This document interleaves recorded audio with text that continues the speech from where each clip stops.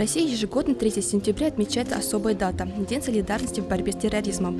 В нашей стране трагическая дата 3 сентября теперь неразрывно связана с ужасающими событиями, произошедшими в Беслане с 1 по 3 сентября 2004 года. Педуниверситет не первый год проводит это нужное и очень важное мероприятие, особенно для молодых поколений, потому что трагедия Беслана – это страшная страница в нашей жизни, и она никогда не должна повториться. Студенческая молодежь помнит трагедию и скорбит вместе со всей страной.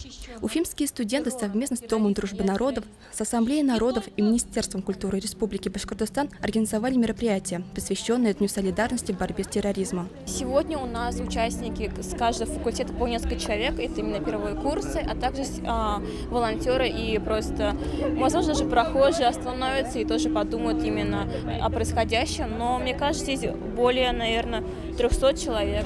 На мероприятии состоялось открытие символичного стенда «Ангела Беслана», к которому все присутствующие возложили цветы и бумажных журавлей в дань памяти о погибших в этой ужасной трагедии.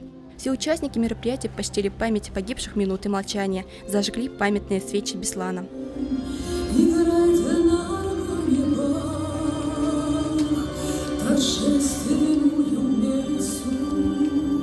Мы, члены Совета и руководства вот этого нашего центра, категорически против всякого терроризма, всякого террора, то, что происходит в мире и в нашей стране. Мы осуждаем во всех мероприятиях, которые у нас проводятся, на всех собраниях, мы осуждаем вот это слово террор. Само слово террор это от латинского слова, это ужас, страх. И мы не хотим и не допустим, чтобы в нашей стране, великая страна Россия, была терроризм, была террор, были террористы.